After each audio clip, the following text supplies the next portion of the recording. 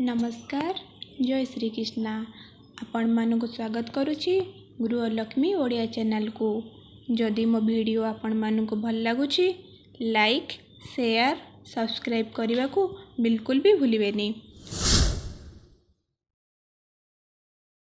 आपण मैंने देखिपारे मुझे दुईटा कदली नहीं आउ ये हलदी और पानी नहीं। चलते आम प्रथम कदली को काटी नेबा।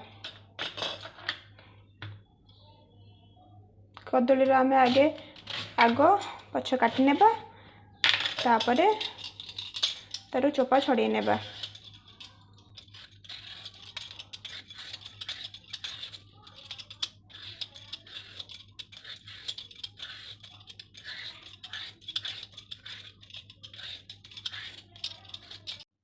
देखिपारे कदली चोपा मु भल भाव छड़े नहीं।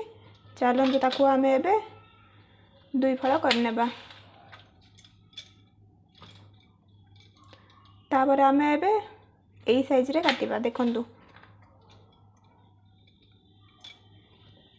बेसी पतला करिवेनी कि बेसी मोटे भी करिवेनी, मीडियम साइज रे काटि नेबे।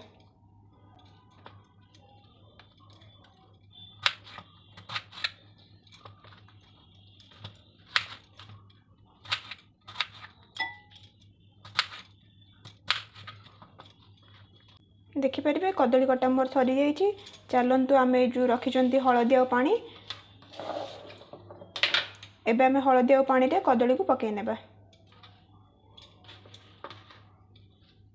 हलदी पानी रे पकई नेबा फल कदली आमर कला पड़ न थाए। एबे मु आपनको देखे नउची कदली तरकारी पई कौन कौन सब सामग्री दरकार। आपण माने देखिपारे कदली तरकारी पई मु एई सब सामग्री नेइची। एठी मु कदली को काटी हल्दी पानी रे पकई नेइची। आउ दीटा टमाटो नेइची, किछि धनिया पत्र, 10 रु 12टा काजू नेइची, अल्प तेल, किछि घी, आउ एठी अल्प जीरा नेइची, गोटे तेजपत्र, अल्प गरम मसला, स्वाद अनुसार लूण, अल्प लाल मिर्ची पाउडर, अल्प हल्दी पाउडर, गोटे दालचीनी को मु छोट छोट करी भांगी नहीं। आ गोटे अदा।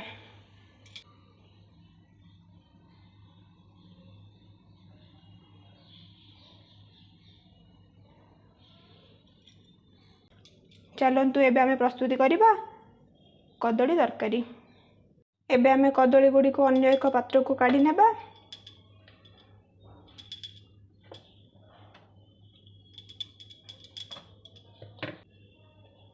एबे एथेरे अल्प हल्दी, अल्प लाल मिर्ची पाउडर, स्वाद अनुसार लूण, तापर आको आमे भल भाव गोळेई नेबा।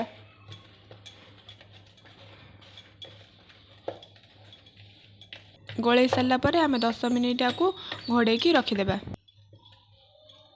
एबे आमे रखिथिबा धनिया पत्र, टमाटो, अदा सब काटी नेबा।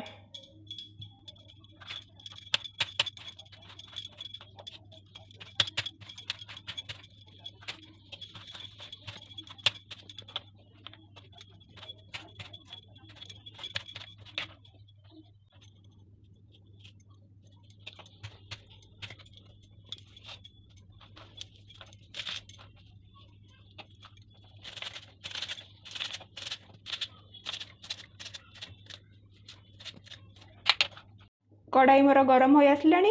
चलतु गोले की रखि कदली को आमे भाजी नेबा।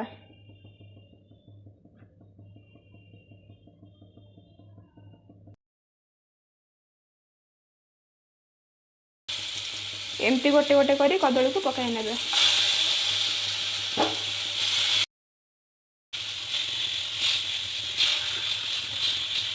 आकु आमे 2 रु 3 मिनिट भाजी होगा पई छाड़ी देबा।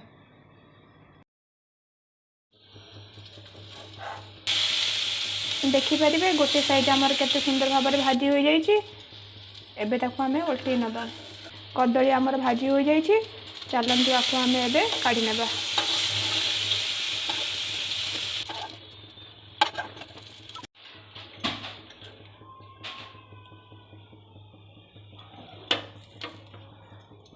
देखिपारे केते सुंदर भाव में कदली भाजी हो जाइए।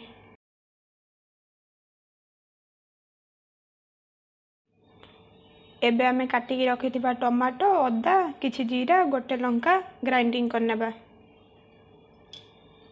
भेदेकी रखिथिबा काजू को भी ग्राइंडिंग करनेबा। एबे मोर टमाटो पेस्ट आउ काजू पेस्ट बनिकी रेडी हो जाइछि। सेम कढ़ाई रे आमे किछि तेल नबा। तापर आमे दालचीनी तेजपत्र आउ जीरा किछि पकाई नेबा।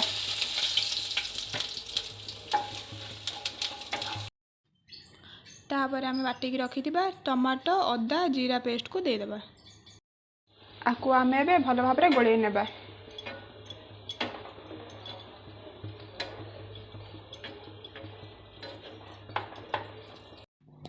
एथिरे आमे किछि हल्दी आउ स्वाद अनुसार लूण पकई गोळेई नेबा।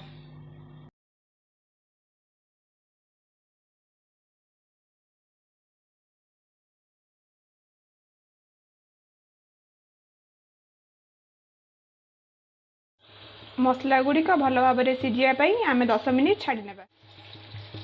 आउ अल्प समय भितर मो मसला गुड़िक भल भाव में कषि हो।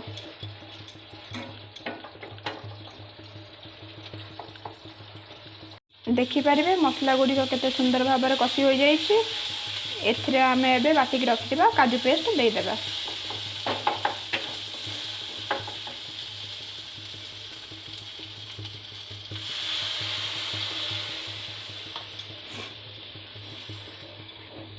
तापर आकु आमे भल भाव में गोळेई नेबा।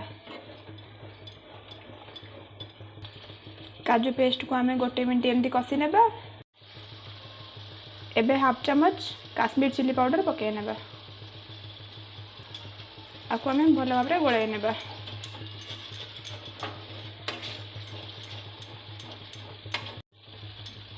तापर मु एठी 1 ग्लास पानी नेइछि।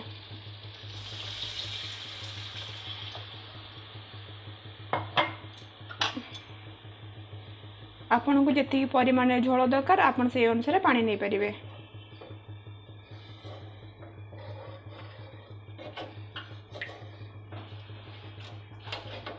एबे आमे आकु 10 मिनिट छाड़ी नेबा। देखि पारिबे तरकारी मोर फुटी आसलानी। भाजिकी रखिथिबा कदली को आमे पकाई नेबा।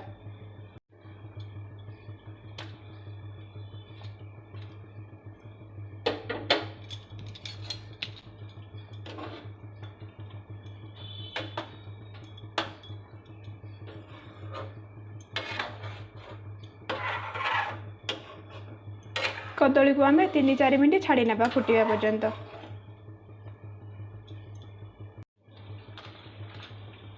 एबे आमे काटिकी रखिथिबा धनिया पत्र पकाई नेबा।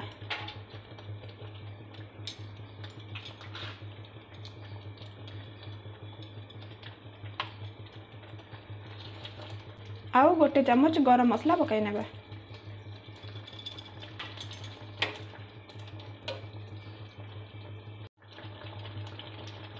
तरकारी हो आसलानी। चलते एबे गैस ऑफ कर नेबा।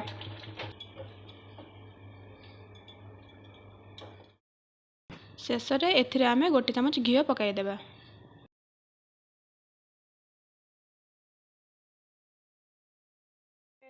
तापर तरकारी को अन्य एक पात्र को काढी नेबा।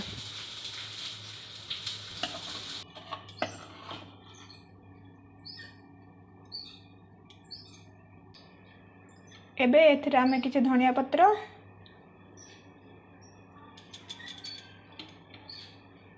आउ 2टी लंका पकाई नेबा। एबे मोर प्रस्तुत हो जाइछि काजू पेस्ट कंचा कदली रेसिपी।